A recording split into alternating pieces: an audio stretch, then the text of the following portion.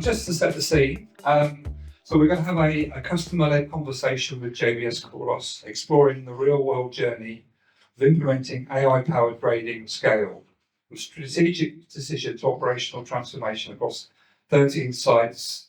Sergio Sfreddo, Head of Global Quality at JBS Couros, and Ray Connor on my left, COO of Mindhive Global, will discuss the pain points that drove the search for a solution, why they chose Mindhive, and where the verified Hive data is taking them next. Okay, so if I start with you, Sergio, JBS obviously Couros is obviously well known in the leather industry, one of the largest, well, is the largest leather producer, with 21 production units and 7,000 employees across 4 continents. What were the operational challenges that made you look for a new approach to quality management? Thanks, Martin. Thanks for the opportunity to talk about leather with this crowd here. Well, I think this is a challenge for the whole industry, not only for JBS. If you think about leather grading, this is still a very subjective activity in the industry. And then if we think about the challenge that we're going through sustainability, we think that applying the hide correctly to the order is one part of this challenge. The industry have created common sense about grading, what's a tier 1, tier 2, tier 3 leather, and how to apply it. But it is still very subjective and can be affected by external situations in terms of hide availability or demand, or if the price is low is one thing, if price is high, maybe different.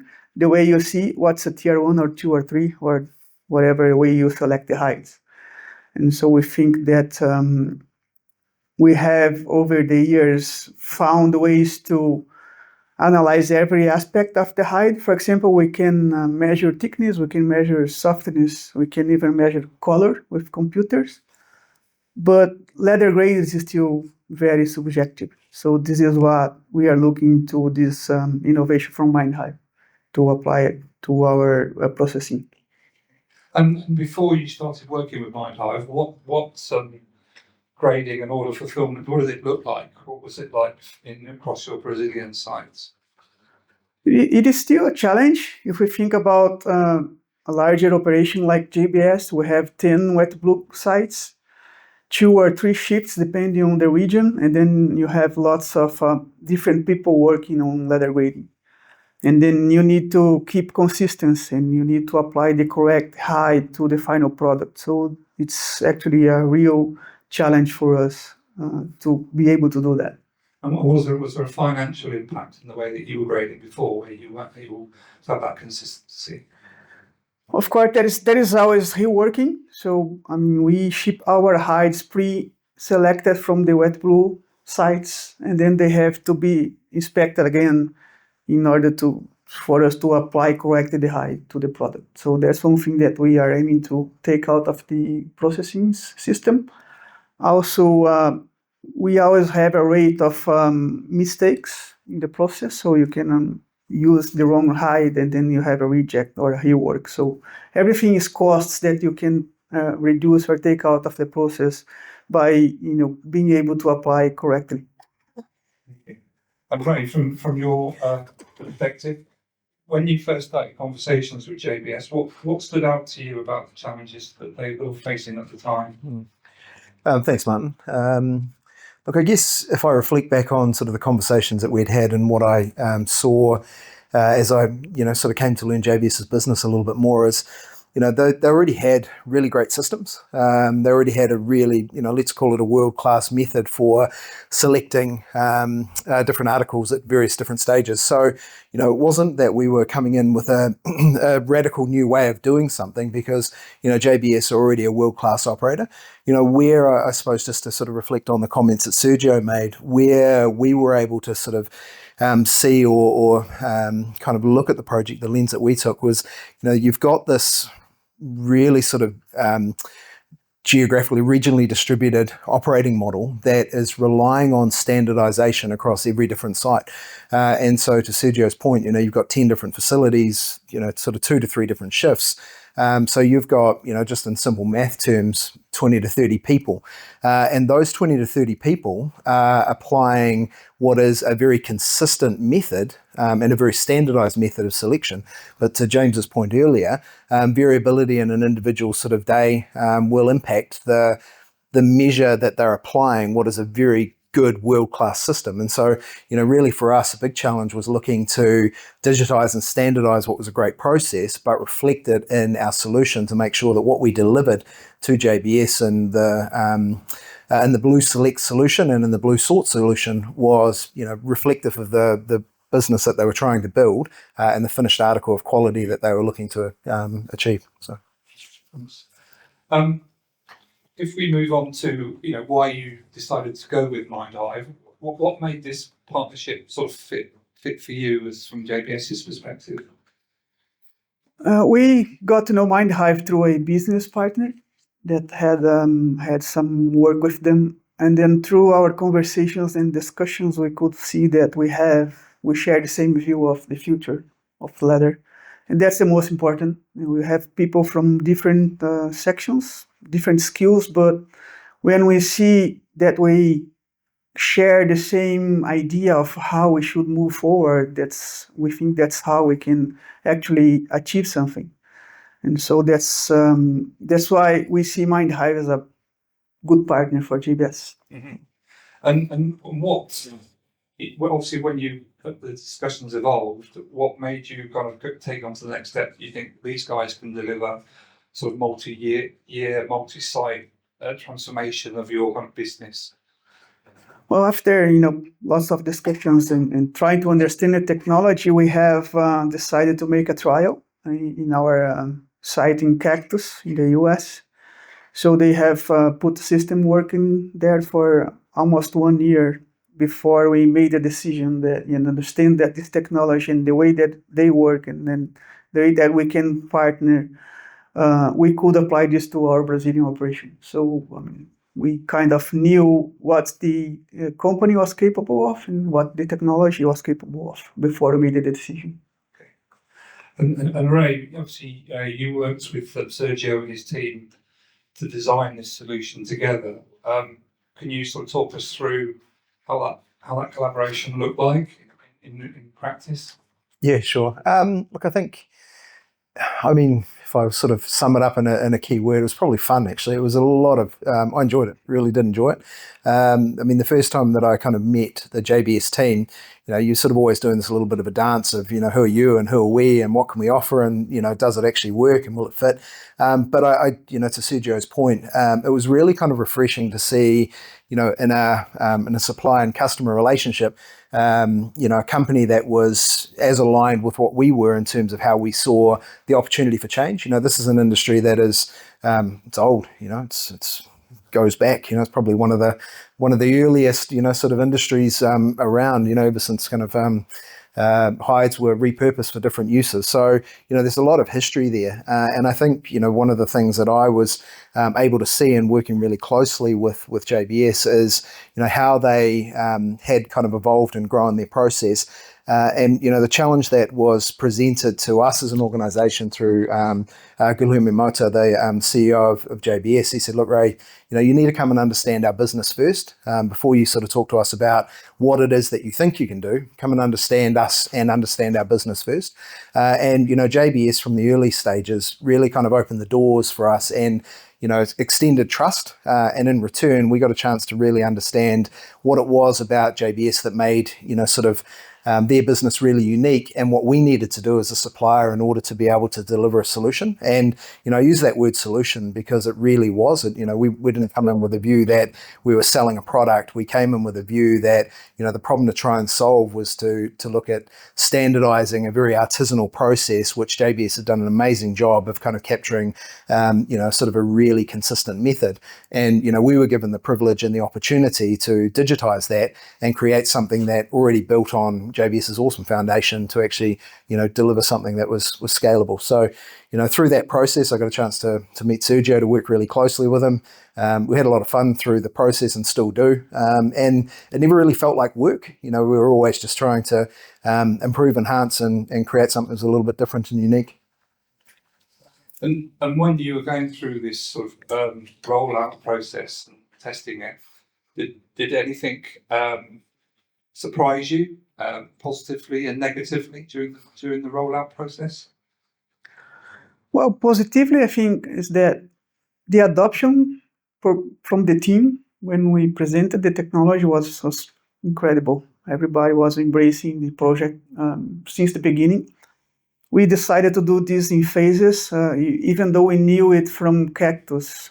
It's a different raw material, it's a different condition than Brazil. So we decided that we needed to implement at one site in Brazil first. We did that in Mato Grosso do Sul. That's central area of Brazil. And it took us almost 4 or 5 months to get things on track. The system came with maybe 16, 20 defects labeled from American hides. And then when we transferred that to Brazilian hides, it was quite different. We have now over 30 different defects in the catalog.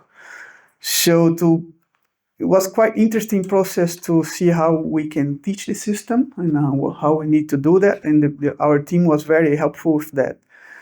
After those 5 months putting this together, we decided to roll out to the other sites. And then we saw that there are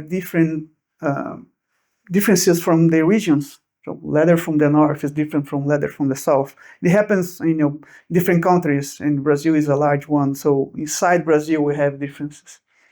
And then during the rollout to the other sites, we had some challenges in putting everything in place. We started in January last year, and we finished all the 10 sites in December. So it took a whole year to be able to put this system working fine in all the sites. So quite interesting. And how did your colleagues sort of go along with the journey? Did they embrace it, or did you have resistance because it was new technology? Well, actually, I thought we would have more resistance, but that didn't happen. We kind of embraced everyone since the beginning. And actually, for the inspectors, we made a decision that we are not taking the inspectors out of the process right away. We need to go a long process to be able to do that. And for them was actually a transformation in their work. Before we had the inspector checking the hides, and then we have supervisor and people checking their work. And what happens now is that the machine is doing the work and they are now checking it. So they transform from being checked to the one that's actually operating the system and seeing if the system is working fine. So it was quite interesting to see how they adopt the system very quickly. Mm-hmm. And now, Ray, JBS has got 10 Blue Select grading installations and is rolling out another 3 sorting installations across its plants in Brazil. What does that enable operationally that wasn't possible before? Yeah, but I think once you've taken the path using technology and digitizing this information, you're now presented with an opportunity to use the information for a range of different things. Once you can't really, I suppose, put the genie back in the bottle. So now that we've got kind of data, what we're able to do with that data really kind of changes the way that you can look at sort of the operation. So within our team and working really closely with Sergio and his team, we're able to kind of analyze certain impacts from different regions, seasonal impacts across grades. We're able to kind of look at variability in different types of defects and understand what linkages they have between different types of grades. We're able to kind of help JBS to figure out how they can refine and adjust some of the criteria for selection to finally tune, the rules that they've built to actually get, different outcomes from the selection, and in turn, to James's earlier point, use the best product in the best manner. So, once you've got information, what you choose to do with it is constrained really by the opportunities that you can see as presented. Historically though, when you've got hides on a pallet, and those hides are graded, to a point, you either have to manually go through that process of reselection, or to use sort of James's descriptor there, you're just leaving too much value there. And it's a hard enough industry. It's we're under pressure from every regard. We've got different types of materials that are competing against us, but at the same time, historical kind of prices that we've been able to achieve, they're just not there in the same way that they were. So, we've got to treat every dollar as a prisoner, and we've got to fight harder to make sure that we can remain profitable. And the way that we do that is, unlocking best process and practice, but also making sure that we're using information and data differently to make informed decisions. And Sergio, I'm going to come back to you. How is this assessing quality data changing the way that JBS thinks about its inventory, its order fulfillment, and customer relationships? How is this impacting on your customers? Well, we see innovation as an important part of the business, but we understand it takes time. So we are now working in this understanding how to use the data that we didn't have before. And of course, the final goal is to bring value to the whole chain, not only to JBS, to our customers mainly. And this is the phase that we are now looking into the information that we have, trying to get reduce lead times and be able to fulfill orders without mistakes.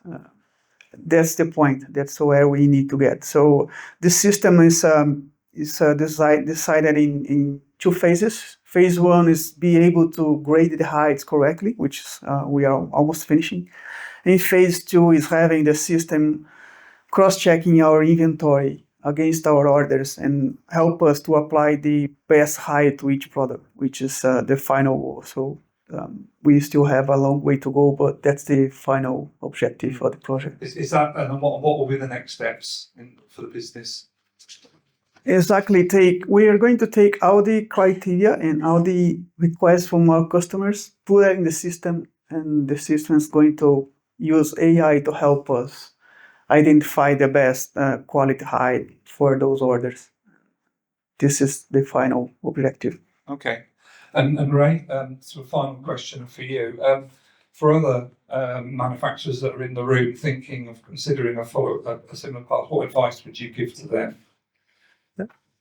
Look, I think, the sooner you start, the sooner you're going to realize the value. So that's probably first bit of advice. I think sitting on the fence and kind of thinking, how does technology apply? That's one approach, but the other is, technology is changing in every regard, and even in traditional industries such as this one. The sooner really that we embrace and adopt the new tools and the new ways of working, the sooner that we can unlock the value out of that. And I think if I sort of think about which way would you go, or how would you sort of start on that journey, and if I reflect back on the work that we did with JBS, I think where we started really well is also the area that we could probably have improved on in hindsight. We started with a foundation of data first, and we kind of built the rules or the criteria well ahead of actually putting the first system in. So we spent a lot of time designing the solution and getting the foundation and the core right, but it's also probably one of the areas that in hindsight, as much as we did that work and as heavy as that load was, and as how much we invested in it, we probably could have done a better job or improved the way that we used and gleaned sort of the data in terms of the design that we had for the solution. Understanding what it is that you're trying to achieve is a core part of building that out. But I think the sooner you start, the sooner you're going to realize the value that comes out of this type of technology, and it's really transformative and has the ability to unlock a lot of value. So. Thank you, Ray. Is there any questions that from the audience that you would like to put to Ray or Sergio? This gentleman over here. It's just coming. It's just coming behind you. Thank you. My name is Thomas Ferenczi from the Bader Group. We have also a couple of your systems which are working very well. Thank you. From your point of view, which defects are still the most difficult to define in various stages, like wet glue or cast or even finished leather? From your point of view. Are you asking that to both people? Yes. Okay. Do you want to go first, Ray? Look, I think the one that matters the most And what I mean by that is, hides will be variable at various different stages, and so being able to understand the variability and how that impacts will, sort of influence where you put your priority. So as an example, skin diseases, is a type of defect that's going to have a huge impact on the finished article and the quality. But skin disease rather, as a defect for some customers or in some regions are more relevant. Other customers, for example, will see that butcher's cuts or flays are really important because the ability to use an article will come down to its consistency of the hide. So it is. There's probably not a clean answer there, but kind of understanding across the 36 odd different defects that we can see, every customer is going to have a different priority at a different point in time. But the most important thing is being able to understand that information is available and then choosing how to use it, which is something that you're doing very well at BARDA. And JBS are kind of really leaning into. So, Anything to add to that, Sergio? Yeah, we can group defects into the critical ones and the less critical ones. And of course, you can grade the height. If you want to do it so only by clean area, for example, you can do it. We chose by actually detecting all the defects that are there in the height, so you can better use that in the future. For the critical ones, open defects and bites and everything, the system is very good, still very good. I guess we still have a little work to do in grubs, minimal. Skin diseases now are very good results. So it's pretty good in everything, actually. I have one more question. For us, still an issue is we need always firm grain and the looseness. This is still a topic. I would like to see some improvements, how we can figure out through the various stages how the looseness develop and that we can cut this out. Are you working on this? Yeah, we are. So probably more applicable in our finished select solution, the looseness of the grain. But one of the things that we're able to do with the technology, and it's a really interesting application for this technology, and you've got to take into account that we're actually not touching the hides, we're just using machine vision cameras and inspecting it. So a good question that we often get is, how are you able to see inside an article without touching it? What's only able to be seen through manual manipulation. But interestingly, what you can see with the type of technology that we've got and when we apply it the way that we do, is you can see subtle differences in the grain structure and the pattern. You can see, just as somebody who's got 20 or 30 years of experience in this space will be able to pick up and tangibly see the difference between one article to another. We're able to use that methodology in machine vision and able to train our AI and the kind of the neural networks. And I've deliberately tried to avoid using any of the kind of technical terms that go behind it. But when you get into the technology, the things that you're able to unlock using technology that it's available today, you can actually predict looseness of grain by the way that the grain is presented in an image and use that as a replicable, as a reasonable and very accurate benchmark towards grain structure. So to answer your question, that's a long way of putting it, but we're doing some really good work and we're actually pretty proud of the results that we've been able to get to identify looseness of grain in finished grading without, that tactile test that you'd usually see. So, Sergio, anything to add on looseness from your side? Well, that's a very hard subject. We know this is a very hard challenge for the leather. We are only working with wet blue system for now with Mindhive. When it comes into finish, it's going to be one of the, let's say, main defects that we need to be able to get. And of course, when you talk about furniture hide, maybe it's easier because you see the pebble is there and it's a soft leather. When you talk about automotive, I think it's harder because it's a very flat and a little less soft hide. So how we can get that with only the image is, I guess, the challenge that we will have. Thanks. Any other questions from the audience for Ray, Sergio? Gentleman was sent for that. Hi, this is Mathieu Vassal from Bureau Veritas Impactiva. I wonder how you keep the data attached to a single height up to the cutting unit of a tier one factory. And if you do that, even if you can do that when you go through like splitting the leather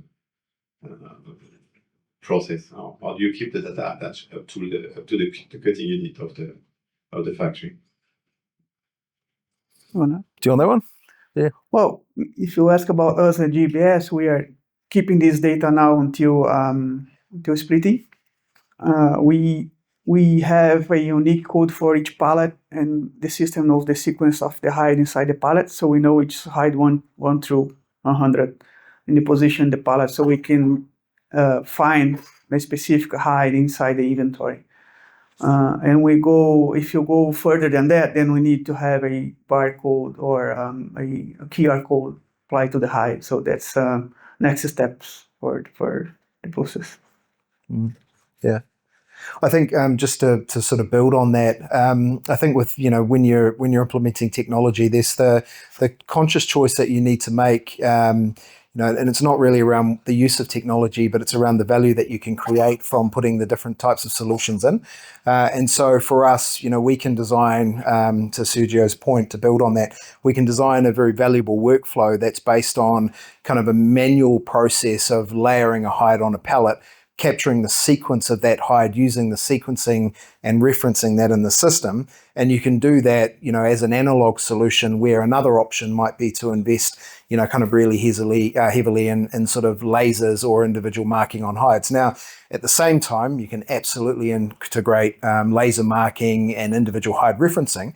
But the question is, where on the continuum do you strike the value balance and the value equation between the two? If leather had a different price profile, and there was a lot more there that was available to each of us, then the types of solutions that you would see would be, phenomenal. But the reality is, in an industry and with a product that is under a lot of competitive pressure already, what we have to try and do as manufacturers, as innovators, as suppliers to the space is we've got to try and find that balance between unlocking the most amount of value from the technology at the best type of investment so that we're not kind of over-engineering a solution. As much as I'd love to advocate for every single hide having, full traceability and, for clarity, we can absolutely do that with the technology today. We can take a laser marker and we can match the laser to the individual hide and we can give full traceability through the process. And, if EUDR, for example, was more than just batch-based, we'd be able to deliver a solution that could have full traceability through the tannery. The question then, though, is, who gets the value and who ultimately pays? And is the customer or the consumer right at the end of the chain willing to pay for the cost that goes into it? So there's always this trade-off between what technology do you choose to use and what is the application or the value that you're creating as a result of it. But what we try and do as a company is we try and, sort of give a healthy dose of pragmatism and say, well, what's the best solution that we can design for the customer that's going to deliver the outcome that they need without over-engineering it. Because the last thing you want to do is over-engineer because that just adds cost for no real value. So, okay, unless there's any more questions, I think we'll wrap up this discussion. Unless there's either of you two any more comments to make? No, just closing point. I know I've said it to you, Sergio, in the past, but genuinely thank you for JBS's support and belief in our technology, and the fact that you're here today. I guess really is quite humbling for us as a manufacturer. So just want to say thank you. It's been an absolute joy working with you and have a lot of fun. So thank you. Thank you for the opportunity. I think JBS has this spirit to bring innovation to the business. That's what we want to do as one of the players of the market. So we need to drive innovation, and this is one of them. So it's been quite an interesting year last year, and we have many more to come until this technology is going to be actually at the point that we need it. But it's been very, very good. Thank you.